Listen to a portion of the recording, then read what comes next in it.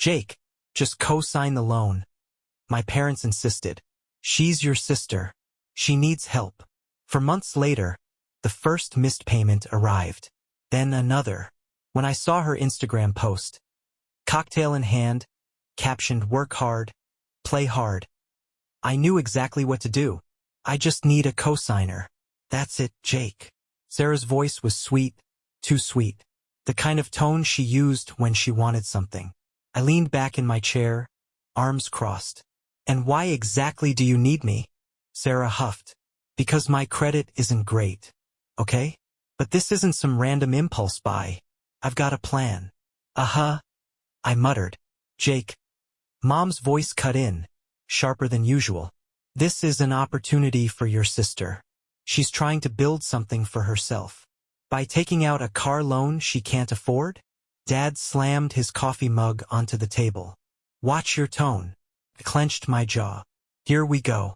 Sarah pressed her hands together like she was holding in a prayer. Listen, I'm gonna start driving for a rideshare service. Full-time. It's good money. I did the research. Did you? I asked, leaning forward. Because I'm pretty sure that research would have told you that a car loan is not a great idea when you're already drowning in credit card debt. Jake, Mom sighed, shaking her head. You're being dramatic. No, I'm being realistic. I shot back. Sarah groaned. Why do you always do this? Every time I try to do something, you act like I'm some clueless fool. I ran a hand through my hair, biting down the frustration bubbling in my chest. I don't think you're clueless, Sarah. I think you're reckless. Her face twisted in anger. You don't believe in me. You never have. Oh my God. Are you serious right now? I snapped. Sarah, this isn't about belief. It's about math. Do you even know what your monthly payment is going to be? Yes, Jake, I do, she spat. And I'll be making double that every month minimum. I glanced at Mom and Dad, expecting some kind of logic from them. Instead, Mom was giving me that tight-lipped, disapproving look she reserved for when I wasn't falling in line. Dad just folded his arms, waiting for me to give in like I always did. Mom spoke first. Jake, she's your sister. And family helps each other. I laughed bitterly. Family helps each other. Not screws them over when the payments stop coming in. Sarah gasped, offended. You seriously think I'd do that? Yes, I said flatly. Mom's face darkened. Jake. Dad exhaled through his nose, the way he always did before delivering some fatherly wisdom. You've got a good job, a stable income. This is nothing to you, but it means everything to your sister. It's not nothing, I gritted out. You realize if she stops paying, I'm the one they come after, right? It hits my credit score, my paycheck. Oh my God, Sarah groaned, rolling her eyes. You're acting like I'm some degenerate who can't hold down a job. I raised an eyebrow. Well, Sarah grabbed a throw pillow and chucked it at me. Sarah, Mom scolded. She threw her hands in the air. What? He's being a jerk. Dad pinched the bridge of his nose. Enough. Then he looked at me. Jake, this isn't just about Sarah.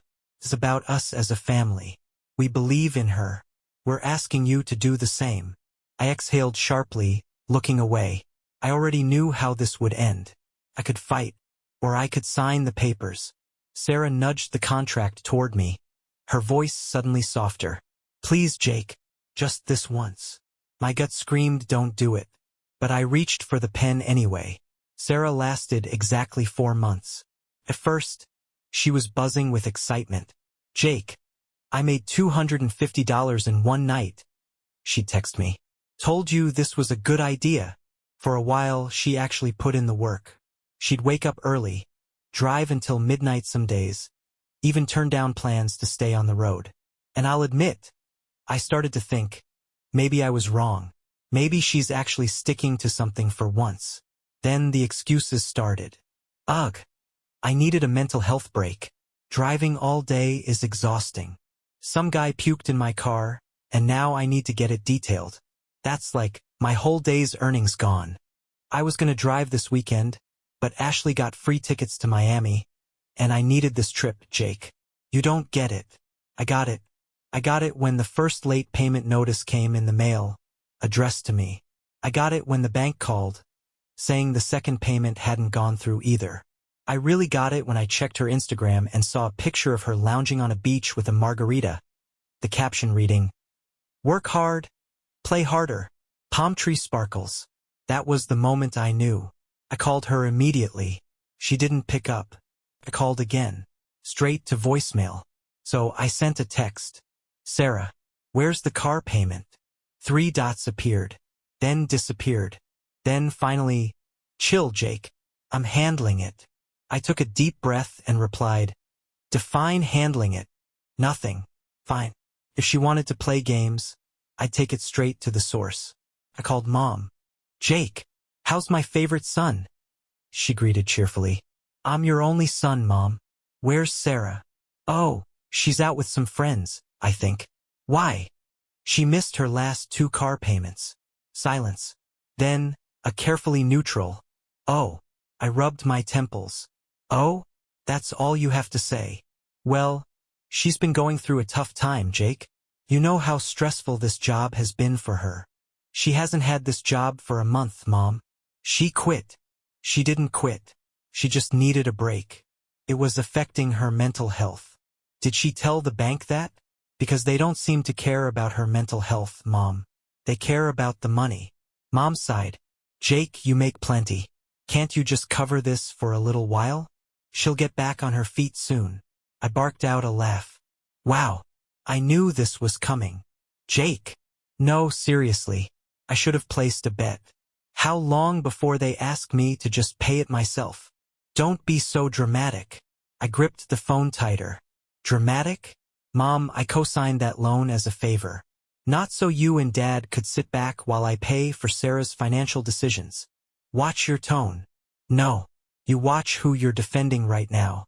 Your daughter took out a loan, promised she'd handle it, and now she's spending the payments on overpriced cocktails and weekend trips." "She's trying, Jake." "No, she's not." I snapped. "She stopped trying the second she knew she could get away with it. And you're just letting her." Mom sighed again. "Listen, I'll talk to her. Okay? But you have to be patient with her. She's still figuring things out." I clenched my jaw. "She's 27, Mom. When exactly is she supposed to figure it out?" "When I'm bankrupt." "Jake." I was done. "Tell her she has 1 week to fix this." "1. If she doesn't, I'll handle it myself." "What does that mean?" "You'll see." I hung up before she could argue. Sarah wanted to play games? Fine. I was about to end them. Sarah didn't make a single payment. Not in a week. Not in 2. Not in a month. But you know what she did do? Post a new picture on Instagram. Self-care weekend. Tropical drink, son. Sometimes you just gotta treat yourself. 2 hearts. # work hard, play hard. I stared at my screen, my fingers curling into a fist just as an email from the bank popped up. "Final notice. Your account is delinquent. Immediate action required." That was it. I was done. I grabbed my phone and dialed her number. She picked up on the 4th ring, her voice dripping with fake sweetness. "Jakey. Hey, what's up?" I clenched my jaw. "Where's the money, Sarah?" A long pause. Then, a dramatic sigh. "Ugh, Jake, really? Why are you ruining my day?" I laughed, short, bitter, and sharp. "Your day?" "Sarah, the bank just sent me a final notice." "Do you even know what that means?" "Oh my God." "Chill. I told you, I'm handling it." I ran a hand down my face, trying to stay calm. "Sarah, when are you handling it? Because I just saw your little self-care post, and it looks like you're handling piña coladas, not car payments." "Jesus, Jake. I needed a break. I've been so stressed." "Stressed? You quit your job. What are you even stressed about?" She scoffed. "You don't get it. I've been going through a lot. Okay?" "Oh yeah? So have I. Like, for example, trying to stop my credit score from tanking because my irresponsible little sister decided she'd rather play rich than actually work." "Wow. Nice, Jake. Really nice. You're such a pain." "No, Sarah. I'm a fool. For trusting you." Another pause. Then, her voice turned venomous. Well, guess what? You signed the contract. That means it's your problem now. I gripped my phone so tight my knuckles went white. You're right, Sarah. It is my problem. But I'm about to fix it. What's that supposed to mean? She snapped. I didn't answer. Instead, I hung up. And then I called the bank. The next move. I spent the next hour going through every option with the loan officer. I could try to negotiate a lower monthly payment, except Sarah had already ignored their calls. I could pay it off myself. But screw that. That left one option. Repossession. I checked the contract. As a cosigner, I had every right to reclaim the vehicle if payments weren't made. The only problem? Sarah wasn't going to hand over the keys willingly, which meant I had to get creative. The setup. I knew Sarah's routine, or at least I knew the version she posted online. Every Friday night she went out. That was my opportunity. I called a buddy of mine, Eric, who worked in towing. You serious? He asked when I explained. Dead serious. Eric laughed. Remind me never to piss you off. Send me the location. I'll be there. At 10:45 p.m., I pulled up outside her favorite club, blending into the sea of parked cars. Sure enough, there was her car, shiny, new, and completely unpaid for. Eric's tow truck rumbled up behind me. You sure you want to do this? He asked. I exhaled. Yeah, let's go. Hooking up the car took less than 5 minutes. Just as we finished, I heard an all-too-familiar voice. What the heck? I turned to see Sarah storming out of the club, heels clicking furiously against the pavement, her face twisted in rage. She wasn't alone. Mom and Dad were with her. Perfect. The explosion. Sarah ran straight for me, shoving my chest. Are you insane? What are you doing? I didn't flinch. Fixing your mess. She gaped at me.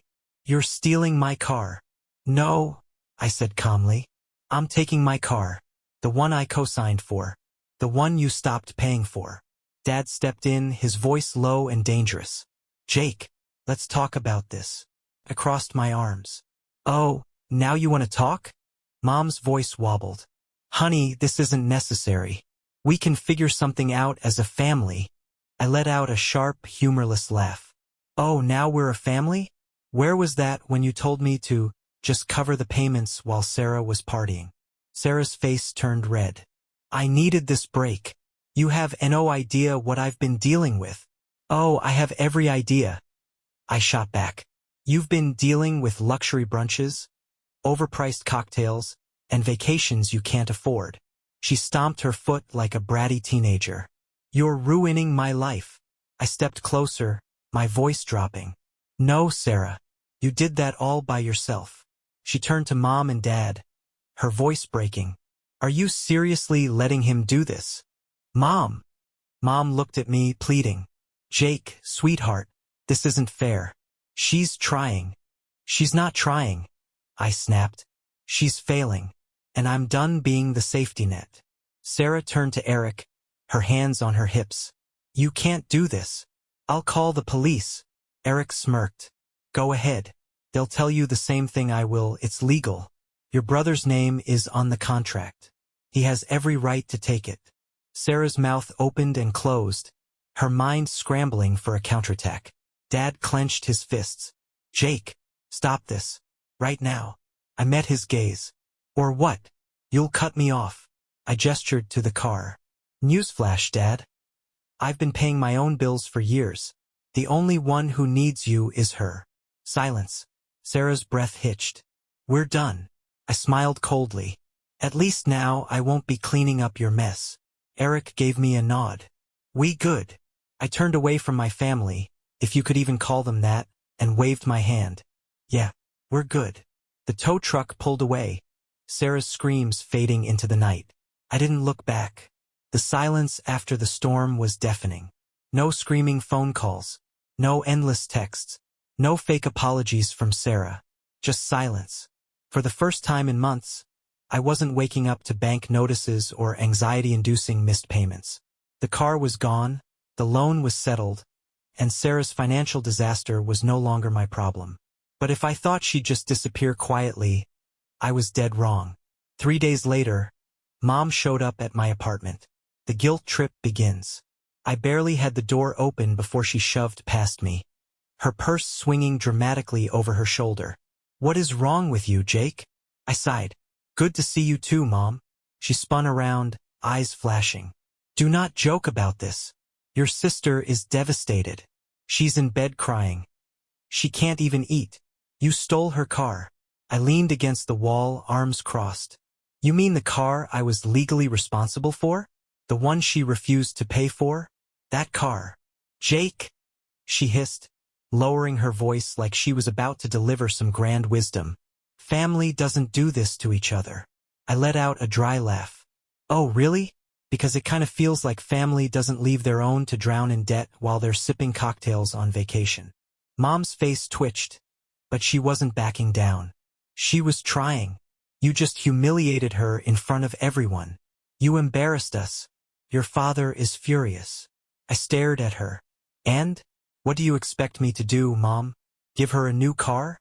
Pay off her debts? What?" She hesitated. "Well, your father and I were thinking, since you're in a good place financially." I laughed so hard I actually had to put my hand on my knee. "Oh my God. You actually came here to shake me down for money." Mom straightened, offended. "It's not like that." "No, it is," I said coldly. "You're here because Sarah burned every bridge, and now you need me to fix it. Again." Her lip trembled, but I didn't budge. I was done. Mom tried one last time. "Sweetheart, please. We're family." I met her gaze, my voice calm. "Then start acting like it." She blinked, and for the first time in my life I saw it. The moment she realized I wasn't bending this time. No fixing, no saving, no sacrificing, just me. Mom clutched her purse, her lips pressing into a thin line. "Fine." She turned toward the door. "If that's how you want it, don't come crying to us when you need help." I let out a slow breath. "You know what's funny, Mom? I never have." She stiffened but didn't turn around. And then she left. The fallout. Over the next week, the messages started rolling in. "Dad, you went too far. Fix this."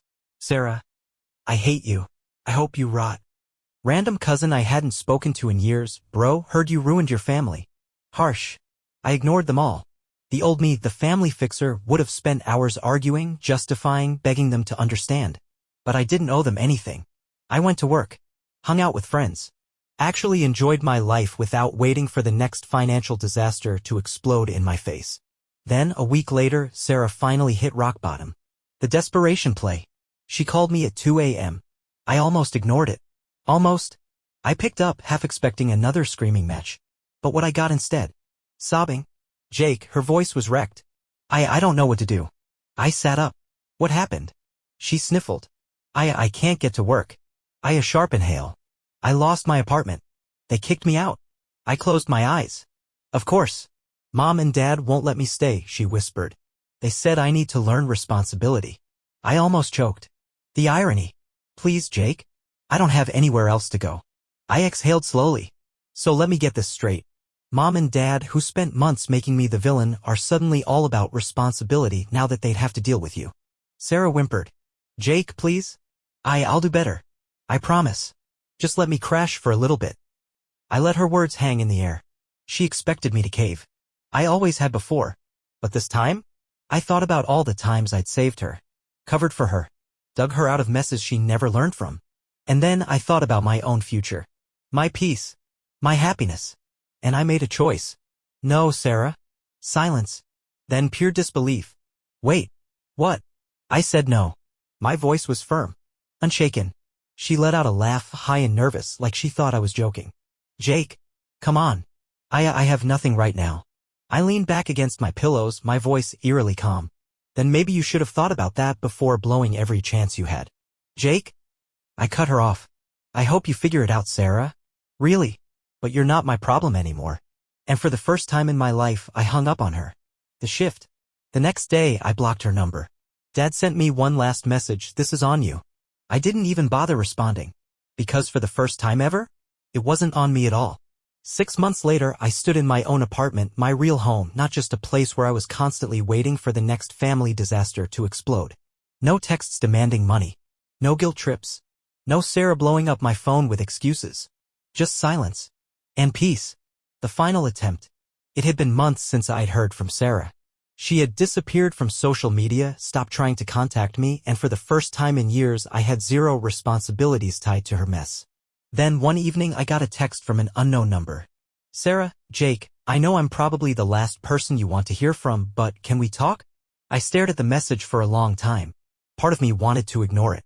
But another part of me? I had to know if she had actually changed. So, against my better judgment, I responded. Me, what do you want, Sarah?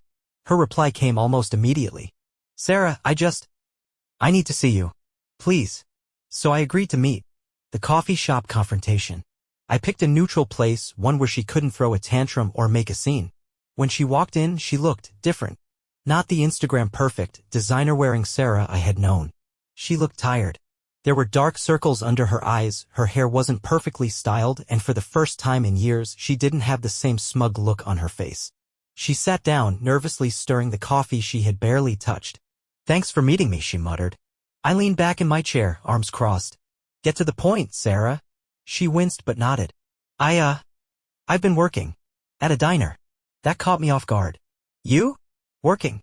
She gave a hollow laugh. Yeah. Turns out, when you have no one left to bail you out, you actually have to figure things out on your own. I didn't say anything. She sighed. Look, Jake. I'm not here to ask for money, I swear. I needed to tell you that you were right. About everything. I raised an eyebrow. Excuse me. She looked down at her hands, fidgeting. I spent my whole life assuming someone else would fix my problems. Mom, Dad, you? And when you finally cut me off, I had nothing. No backup plan. No safety net. Just me. For the first time, her voice cracked. I hated you for it at first, she admitted. I wanted to believe you were just being cruel. But now? I get it. I sat there, processing her words. This was the first time Sarah had ever admitted to being wrong. The first time she wasn't blaming everyone else. And I didn't know what to do with that. So what now? I finally asked.